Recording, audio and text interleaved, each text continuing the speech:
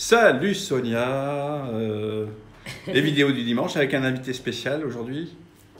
Hector ou Nestor ou... Ouais, exact. Il est sympa. Hector. Ouais, Ah, hyper sympa, oui, j'adore. ouais. Il est très gentil. Il est rock'n'roll celui-là. Hein. Et en plus, regarde, hein, bien décoré. Hein. Oh, ouais, incroyable. Là. Les gens le symbolisent toujours à la mort. C'est qu'est-ce qui a fait ça? C'est Christian qui l'a acheté, il l'a décoré. Il a décoré, ouais. C'est incroyable, les âmes d'artistes. Hein. Un véritable artiste peintre. Ouais. Lui, alors, il est très doué. Alors, je crois que tu as des remerciements. Oui, je voulais remercier mes abonnés. François, David, Sunly, Christian, Marilyn, Valençay, Emmanuel, Aude. Je vous remercie de vous être abonnés. Je vous remercie des questions que vous posez, c'est hyper important. Et tous les autres aussi. Et tous les autres qui n'osent pas encore poser des questions. Qu'on n'a pas osé mettre dans la liste encore, qu'on n'a pas pu parce que la liste commence à être longue. Mais je vous remercie tous. C'est important de vous poser des questions parce que moi, ça me permet aussi de prendre du recul et d'essayer de répondre le mieux possible. Avec les pouces aussi. Parce qu'on peut remercier avec un pouce, systématiquement. Et abonnez-vous. Tout le monde me dit « Ah, mais pourquoi je m'abonne? Je vais chercher. » J'ai mis « Abonnez. » Vous allez recevoir constamment toutes les vidéos. Si vous ne vous abonnez pas, vous êtes toujours en train de me dire « Ah, mais je ne les ai pas trouvées. » Abonnez-vous. Oui. C'est gratuit, ça ne coûte rien. C'est facile. Et c'est facile, et en plus, les vidéos, vous les gardez. Et une fois pour toutes. Et en plus, vous pouvez voir les anciennes.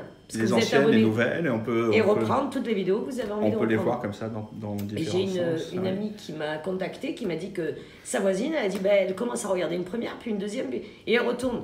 Si vous n'êtes pas abonné, vous pouvez pas. On peut pas le faire. Non. Quoi qu'on peut le faire, mais c'est plus compliqué. C'est plus compliqué, il faut rechercher, les gens oublient. C'est Sonia Paranormal sur YouTube. Et ils cherchent pendant 2 heures. J'ai dit, mais non, abonnez-vous, prenez Sonia Paranormal, abonnez-vous, appuyez sur le pouce, et là, vous allez recevoir toutes les notifications. Alors, le pouce... Et l'abonnement, c'est la cloche, hein, l'espèce de cloche. Oui, ou alors des fois, moi sur le mien, par exemple, il y a marqué abonné. Ah d'accord, toi c'est marqué abonné. Oui, il y a pas la cloche, tu es abonné. Maintenant, c'est le nouveau sur les iPhones, c'est abonné. Et comme on le disait, c'est recommandé par les kinés, les ostéopathes et tout, c'est très bon pour les mains. Voilà. Ça fait du bien aux doigts. Avant de commencer la vidéo, parce que tu as une histoire à nous raconter, donc restez jusqu'à la fin. Ouais, pour l'histoire qui est toujours assez étonnante. Oui, parce que la personne concernée est une amie de plus de 25 ans qui m'a contacté dernièrement, qui m'a dit « Mais Sonia, tu as oublié de parler de cette histoire ?» J'ai dit « Ah bon ?» Parce que j'oublie. Bon, on parlera d'elle un peu plus tard, parce que j'ai deux, trois petites questions à te poser avant. Oui, vas-y. Et puis moi j'ai pris un peu d'avance sur vous, hein, je préviens le public.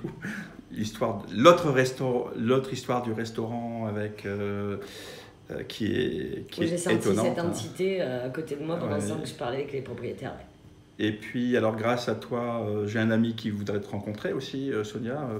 Je t'avais raconté, il avait fait une NDE et puis avec plaisir, on le pince, c'est un peu... Voilà, là, je vais me déplacer par contre, ça c'est tout à fait normal. On ira le rencontrer pour savoir un petit peu qu'est-ce qui se passe chez lui. Et enfin voilà, donc il y a une question qui avait été posée par François, je ne vais pas écorcher son nom, à propos des rêves.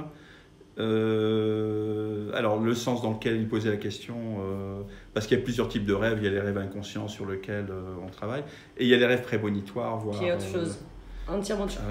Dans les rêves prémonitoires, je le précise dans ce livre-là, il y a les rêves prémonitoires et les rêves qui font que toute la journée on travaille, on voit des choses et tout, et on fait des rêves pour remettre les choses dans l'ordre. Ça c'est normal. Le rêve classique. Le rêve classique qui permet, pour pas devenir fou en fait. En fait, les rêves servent à ça. Et les rêves prémonitoires qui n'ont rien à voir. Les rêves prémonitoires, c'est quand tu vois les choses à l'avance. Des événements qui se produisent à l'avance. Très souvent on dit mais c'est pas possible, j'ai vécu ça, ça me traumatise. Oh mais non, c'est qu'un mauvais rêve. Et malheureusement, la personne constate que dans les semaines qui arrivent, ça se produit. Donc ça, c'est vraiment des rêves prémonitoires. Alors ça, c'est assez fréquent. Je crois que c'est assez fréquent chez tout le monde. Beaucoup plus fréquent qu'on le croit. On en fait tous, je pense. Tous. Tout le monde fait des rêves prémonitoires, mais souvent on me dit mais c'est pas un rêve prémonitoire. Je comprends pas. Alors moi je leur explique, je leur dis attendez, explique-moi, raconte. Et c'est précis, et après ils me disent mon Dieu, mais il m'est arrivé ça exactement pareil. Ça s'appelle. Et quand tu le fais, c'est tellement cohérent ce rêve prémonitoire. C'est différent dans l'énergie. Moi, j'en fais. Oui, complètement. Et la moitié des rêves que tu fais en dehors de la prémonition, ça, il n'y a pas de sens, ni queue, ni sens. Ni queue, ni tête. Hein. Comment on sait que c'est un rêve prémonitoire, en fait? À quel moment C'est tellement différent. Au réveil, c'est tellement net, c'est tellement précis, c'est tellement... Tu le vis, tu es émotionnellement comme si tu venais de le vivre. Et moi, je pense que c'est même plus émotionnel. Enfin, il y a un niveau émotionnel qui est tellement plus important. C'est pour ça que je dis, quand tu te réveilles le matin, quand tu te lèves le matin, tu te dis, mais qu'est-ce que j'ai rêvé? Et il est plus présent en même temps dans la journée. Moi, j'ai l'impression que ça m'accompagne. Tant que j'ai pas... Tant que ça m'accompagne tout le temps. Toute la journée, ça m'accompagne. Alors moi, personnellement, ça m'accompagne toute la journée. J'essaye de faire la part des choses parce que j'ai quand même ou un travail ou une activité. Mais émotionnellement, je suis perturbée. Mais quand je te dis perturbée. Quand l'information est... oui, mais perturbée complètement. Et je n'arrive même pas à me concentrer si par exemple je suis en train de travailler sur le travail. Pauvre client. Ah oui, ça c'est... Cela dit, je peux couper les cheveux en état d'hypnose. Tu sais, tu sais que... Chez nous, c'est un métier qui est très complexe. Sauf quand tu fais des couleurs où là, il vaut mieux pas... Moi, je suis technicienne, donc c'est très, très, très complexe. Tu peux pas faire n'importe quoi. Il faut que tu aies de la tête vide et te concentrer. Cela dit, alors pour en revenir au rêve, c'est vrai que c'est une source de travail intéressante. Ouais. Pour les hypnos, pour les psychologues et autres. Souvent, moi, je travaille, on me demande de faire un travail de décodage. Alors, c'est passionnant. Il y a un tas d'ouvrages consacrés à ça. Ouais. Et en tout cas, on est tous capables d'en faire.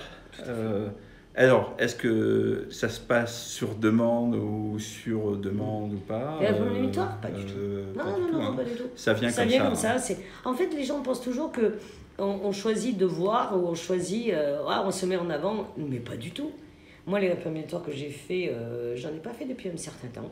Mais les rêves prémonitoires, parce que malheureusement, moi, je vois le jour, je les ai pas. C'est ta forme à toi de. Mais je les ai pas décidés. Oui. Parce que j'ai fait des rêves prémonitoires, mais j'ai pas décidé à voir. Et tu crois que ça me fait plaisir d'être émotionnellement pas terrifiée, parce que moi, j'ai jamais été terrifiée. Émotionnellement étriquée à l'intérieur quand je fais des rêves prémonitoires assez violents. Non, j'apprécie. C'est-à-dire qu'il n'y a pas de contrôle là, ça vient, l'information vient. Et très souvent, ça me le faisait à moi quand je refusais de voir éveillé. Ah, à des heures particulières ou tu vois, parce que... La nuit. Oh, je pense que quand je suis dans mon sommeil très profond. Moi, j'ai remarqué que les rêves, surtout au petit matin. Toi, c'est le matin? Oui, le matin, très tôt. En fait, le rêve prémonitoire, tout le monde pense que ça dure quelques secondes. C'est faux. C'est faux, hein. Ouais. Ça dure une bonne partie de la nuit. Et c'est... Tu sais, moi, mes rêves prémonitoires, ils sont au ralenti. C'est une façon de parler. Tous les événements se passent, c'est très lent. Si une catastrophe doit se passer, comme si je parlais au ralenti. Au ralenti, c'est un peu comme si le temps se déroulait comme ça au ralenti. Au ralenti. Alors que quand tu fais tes expériences de levée de voile là, dans cet environnement, c'est beaucoup plus rapide et ça te laisse peut-être plus le temps justement d'analyser ou de comprendre. C'est pour ça que c'est précis. Oui. Et ça me met dans un état de mal-être toute la journée. Alors François, si un jour vous ou tu as envie de venir prolonger cette conversation avec nous, autour d'un café, d'un thé ou d'un déjeuner, ou directement avec plaisir, sur YouTube. Avec grand plaisir. Mais ça sera le plus grand plaisir. On prolongera sur ce sujet bien passionnant. Maintenant, je suis curieux, Sonia, puisque tu me parlais de ton histoire, de raconter une histoire. Moi, j'adore les histoires. Tu voulais nous parler de quoi aujourd'hui? Ton ami. En fait, j'ai une amie que j'ai rencontrée, j'avais 18 ans, elle en avait 19. On s'est rencontrés au travail. Vous veniez d'avoir 18 ans. On s'est rencontrés sur le lieu de travail, sur notre lieu de travail, et j'ai sympathisé de suite avec elle parce qu'elle a une sacrée personnalité et j'aime les gens à personnalité. Donc, on a travaillé ensemble, il y a un lien qui s'est créé et moi j'ai quitté le travail, elle aussi, puisque l'entreprise a quitté le pays définitivement. Et nous, on a gardé le contact, on est resté en contact et on se voyait régulièrement. Et la vie a fait qu'on se voyait le week-end, parce que en travaillant, on ne travaillait plus ensemble. Et malheureusement, la vie pour elle a été un peu compliquée parce qu'elle était en couple depuis longtemps et elle voulait un enfant depuis longtemps. Oui. Et malheureusement, rien ne se passait. Mais absolument rien. De traitement, je t'en parle même pas, ça l'a mis dans des états, elle a pris du poids. Ça l'a énervé, le couple a failli exploser, ce qui est normal. Quand tu penses toutes tes journées à te dire je veux un enfant et que ça marche pas. On dit ce qui te résiste persiste. Ceux qui te résistent persistent et puis... Et un jour, elle vient me voir à la maison, elle me dit écoute, j'ai renoncé, j'arrête tout, j'en peux plus, je ne supporte plus les traitements. cette prise de poids, cette angoisse. J'ai dit, pour moi, c'est la meilleure chose que tu puisses faire.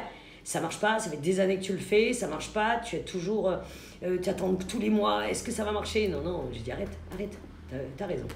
Donc les semaines et les mois ont passé, et même des années. Et un truc hallucinant. Mais on se voyait souvent où elle venait me chercher, ou c'est moi, puisqu'on n'habitait pas dans la même ville. Moi j'étais du côté de Cannes, et elle était Antibes et elle est montée sur le secteur de Grasse. Donc on se donnait où elle venait me chercher. Et un matin, ce qui était prévu la veille, elle me dit, je viens te chercher demain et on mange ensemble, tu es à la maison. Avec plaisir, on mange ensemble et les hommes, parce que les hommes ils allaient faire un truc comme d'habitude. Les hommes, oui, il faut les laisser. Non, pas les non, mais je crois que si je me souviens bien, parce que son mari travaillait toujours, le mien il bossait ou il était pas là, je sais pas quoi. Donc on devait tous se retrouver.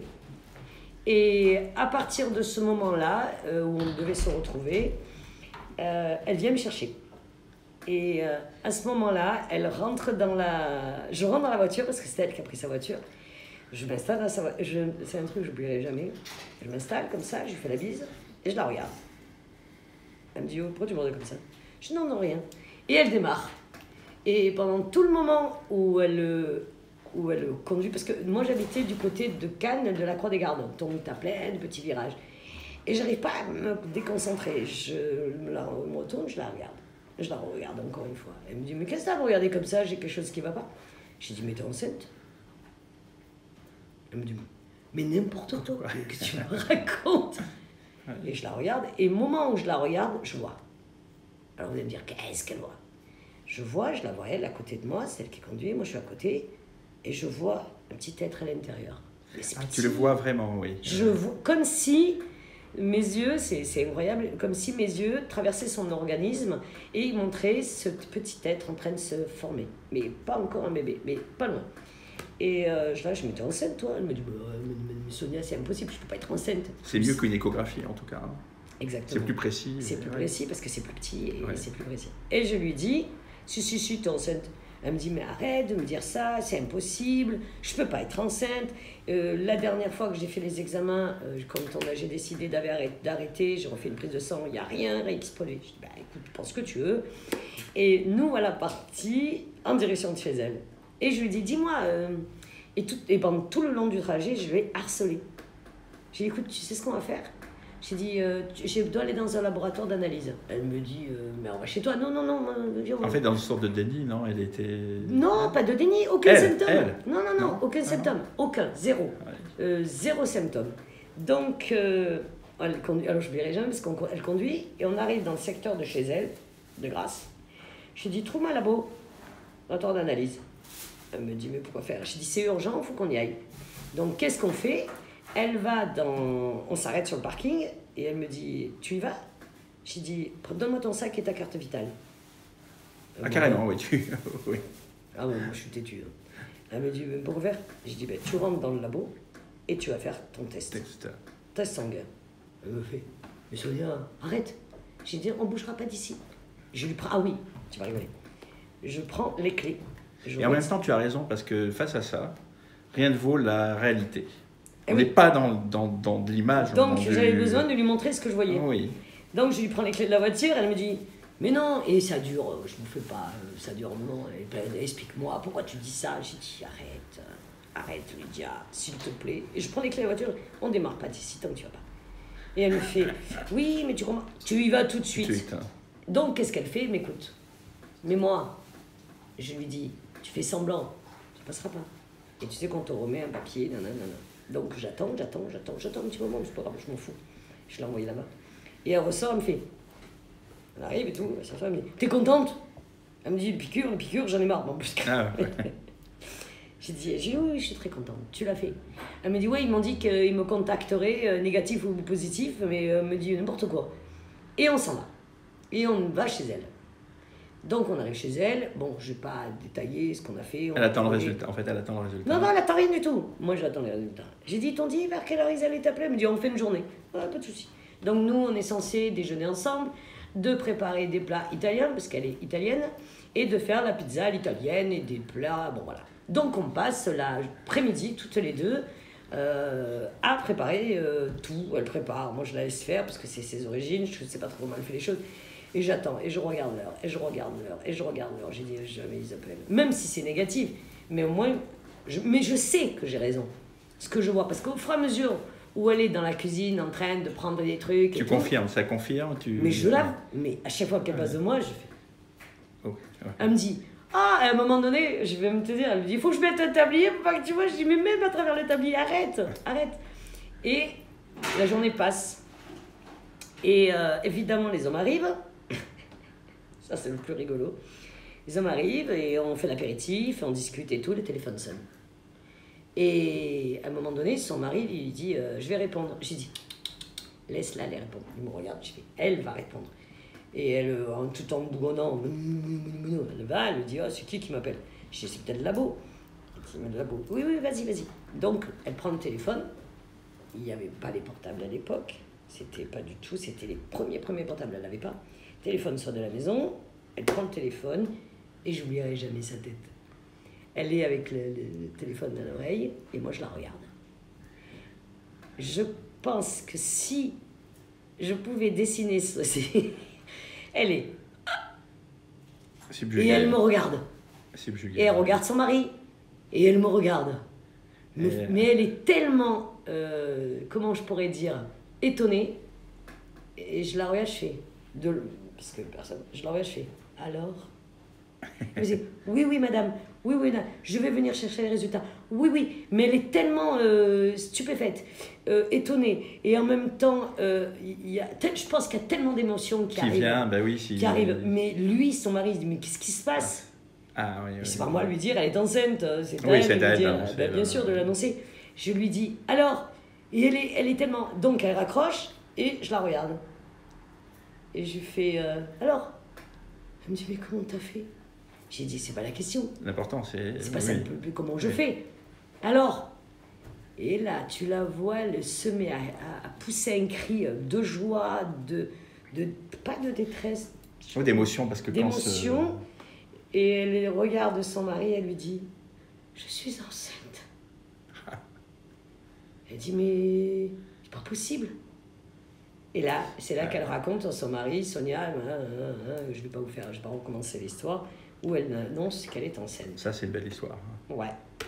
Comme quoi, parfois, et la fin de la journée était incroyable parce que on était à table, moi je passe à autre chose. Moi, au moment où je informe la personne de quelque chose, mais elle n'est pas passée à autre chose. Elle était là pendant tout le repas, elle faisait... Quel âge? Alors, elle a eu un garçon, une fille? Un garçon, il a aujourd'hui 24 ans. Oh, c'est incroyable, tu vois. Et toi, tu étais en avant-première, alors. Avant-première, avant tout ça. Et elle était enceinte, parce qu'après, elle est allée voir, parce qu'elle n'avait pas un bon gynécologue qui la suivait. Et je lui ai présenté le mien, elle était enceinte de 2 mois. Et elle lui a expliqué tous les traitements qu'elle avait pris avec les spécialistes. Et elle a dit, mais comment se fait-il? Il a dit, vous savez, la nature, seule la nature fait le travail. Oui. Et je pense qu'elle est tombée enceinte à un moment de sa vie où elle avait décidé d'arrêter ou de lâcher, tu sais, où elle a moins peur. C'est pas quelque chose de simple. Non, elle avait lâché prise. Je pense que c'était la période où, moi je lui avais dit, arrête d'en faire une obsession, arrête de penser à vivre. Et peut-être que si tu pensais à autre chose, ça se fera naturellement. C'est quelque chose qui s'accueille naturellement et qui vient... C'était devenu trop une obsession, elle pleurait tout le temps. J'ai dit, arrête, tu es en train de te détruire. Mère Nature, elle te donnera ce qu'il faudra au moment où elle faudra. Et c'est pas grave si tu peux en avoir. C'est pas grave.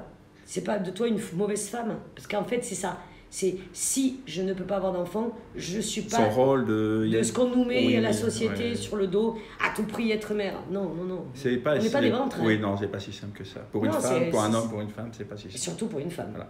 On va se quitter sur cette belle histoire. Je vois que Hector ou Nestor cligne des yeux. Il vous fait Est-ce qu'il a accepté? Oui, il a dû apprécier l'histoire. Et puis, j'espère. J'espère. Alors, on vous aime tous, tous et toutes. N'oubliez pas, on vous aime encore mieux, si encore vous plus. Vous abonnez si vous abonnez, vous cliquez sur le pouce. Voilà, et dites-moi, allez-y, posez des questions. Oui, c'est important. C'est hyper important parce que si vous voulez qu'on aille plus loin, posez ces questions. Voilà. On ira dans la profondeur et je n'irai dans la profondeur que quand vous me poserez vraiment des questions. Bon, et puis on vous prépare plein d'autres choses sympas. Ah oui, des belles surprises. Voilà. À très très très vite. Ciao ciao.